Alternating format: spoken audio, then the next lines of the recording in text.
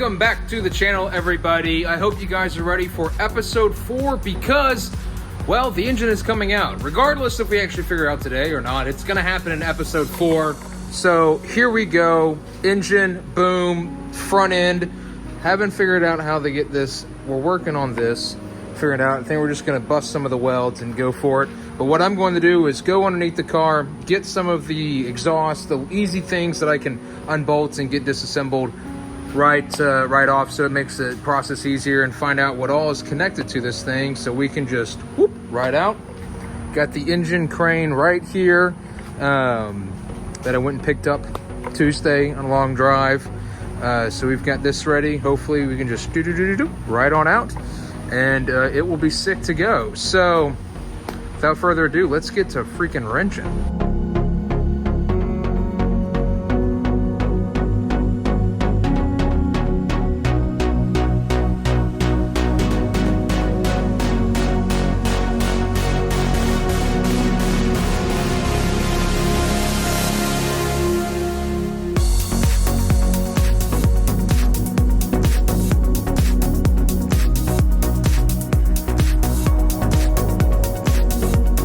Fast forward 3 hours, and well, we've gotten some pretty good progress made. The drive shaft is out, the exhaust is out, a lot of the support components are out, disconnected some stuff. So really nothing happened up here. Absolutely nothing happened. But I'm gonna see if I can get underneath here without being a fool. So now we're underneath the car, and we took the drive shaft out, which was quite an endeavor, I must admit. We took a lot of the accessories off, some bolts and stuff over here, and the braces and stuff, which was right about here. And then there we had a Black Widow Spider that made the house somewhere in here and whatnot. The biggest thing, what we ended up having to do is heat them up a little bit. To take these off, we were able to use a cheater bar to get the bolts off, because you have to, I'll explain it when I get out from underneath here. But that was, we get the front out first, and then this was hanging in the back, rotated 180 degrees, we're able to get the bolts out. Pretty not terrible. It's like 11:30 at night, so I'm a little lost for words.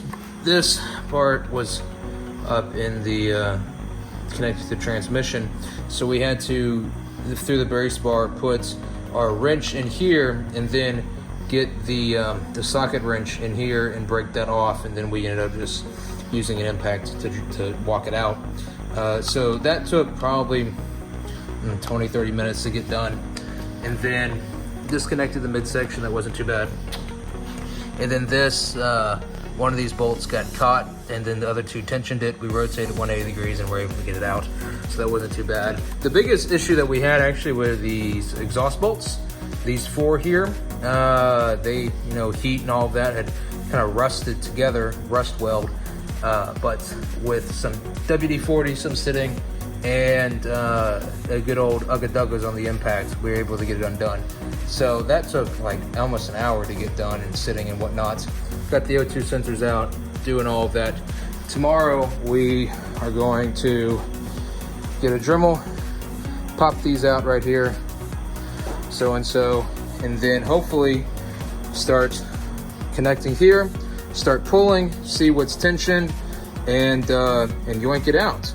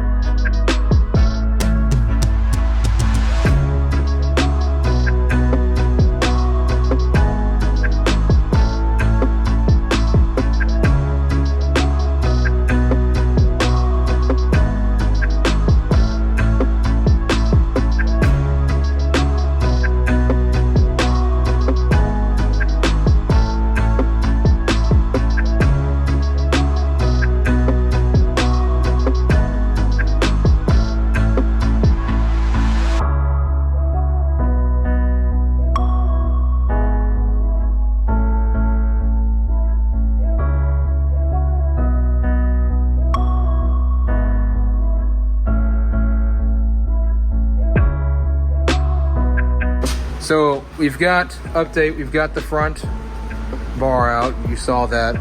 Just drilled these out here and here. They started getting into here and did mouse things and housed and all sorts of stuff. Chewed some wires in the shifter assembly. So massive mess. And there's our intake manifold. So there we go. Now we've got a view into all of this, and of course there's one of these sticking around.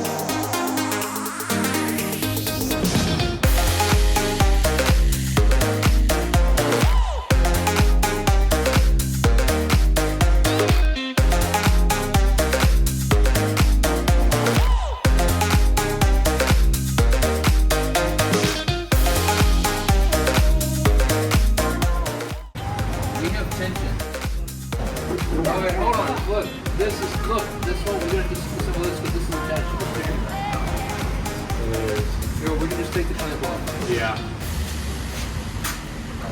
Yeah. Oh! Never mind, we're good. You're good. Oh, have fun on that one, Ryan. Oh, there goes all. Oh, there goes all. Okay. That's why we need a cable. It's one more line. Yes, right here. This one attached to this.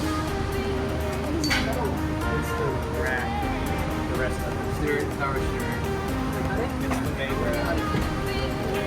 All right, so update, as you can see behind me, we've almost got it completely out, but we have not made a nice mess along the way. Nice thing is it's easy to clean up. We'll just get some rags and whatnot. I think we're like 3 hours into this, but we're coming through. I don't have an equalizer, so it's coming out at a super high angle. Let's move. We're gonna rip it out.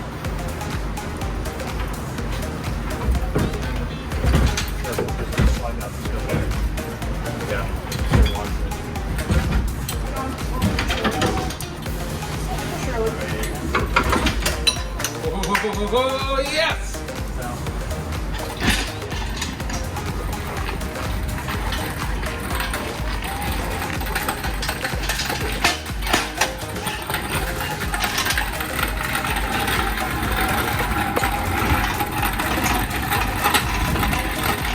That's good. Woohoo! Wonderful. Look at that. Well, we've got the 1.9 liter 4-cylinder all taken out. Wonderful. Now, we've made a bit of a mess, admittedly, but boom, completely out. Mouse caused chaos. We're gonna get this cleaned up.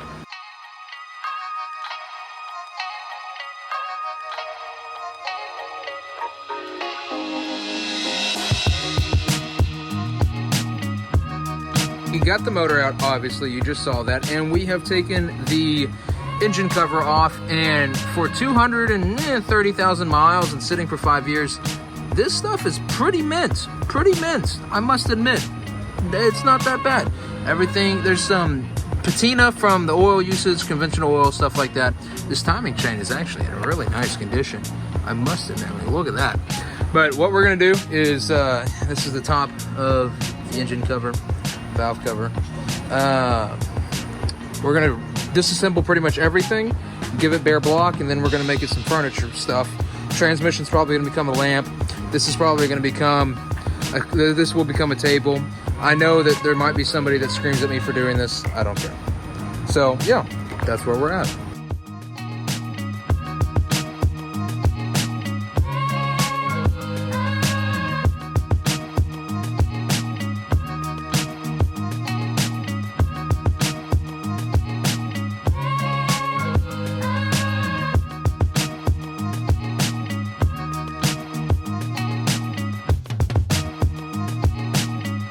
It is the next day and I've got like 10 hours of sleep, super exhausted yesterday, but now that the sun is out, we can take a better look at what we did yesterday. So here is the engine right here in what's left of it. So what we did is we wanted to take it down. Well, I wanted to take it down to the bare block, so that's what we did. We took it, all of the accessories and stuff, they're over there. I'll go over there in a minute, transmission, whatnot, and kind of taking it bare out. This will become a coffee table of sorts, still working on some design elements. But I wanted to point out just how good the timing chain is, the condition. All of this stuff is in fairly good condition. It's been sitting for 5 years, and this motor has 230,000 miles on it, and the timing chain has never been serviced. Never had a timing chain service ever in its life. So pretty decent, I would say. It looks pretty good. There's still a incredible amount of tension in there, and I guess that's a testament to not beating the crap out of your engine, but if you do, taking care of it, good service intervals and stuff like that will take your engine at quite a good distance. We've got all of the accessories and bolts and whatnot here in a bag, and it's made a mess and all that stuff. And here's the transmission. It was pretty easy taking out, except for one last bolt, which we did have to cut off the block somewhere over there. We just got the angle grinder, took it out. Nice, solid transmission.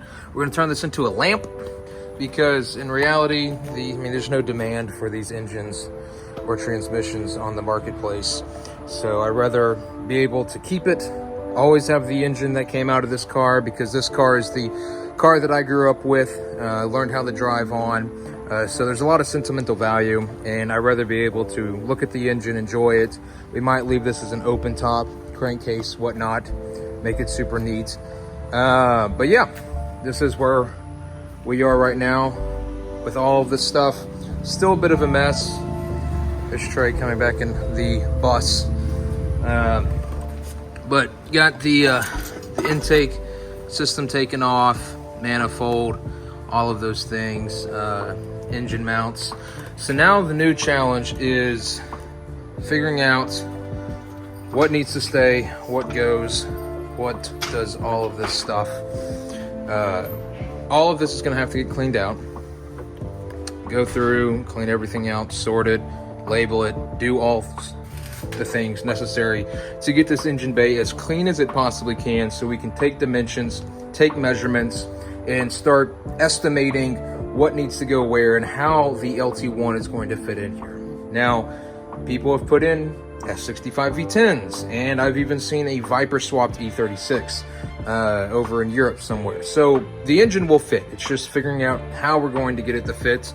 I know that the steering rack is challenging, especially with the header placement on the LS swaps, so we're gonna have to figure that out.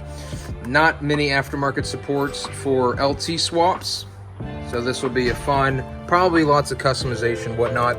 We found where the mouse was living, and it's up here by the ECU, all of that stuff. I really hope that the wires are intact and that it did not chew through all of the wires. We also found another location where it had been the same mouse or another mouse that was residing, and that was inside here, deep back in there.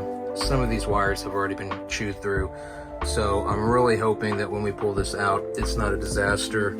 because if it is, it's going to require a good bit of soldering. But the interior coming apart pretty well.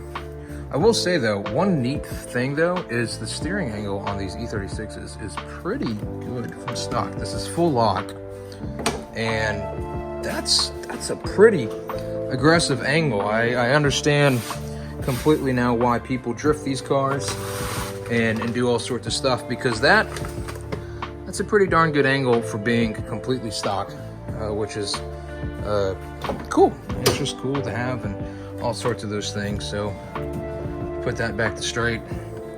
You got the power steering pump out and all of that because it was making a whole mess. Hindsight, we should have taken it a while ago, but you live and you learn.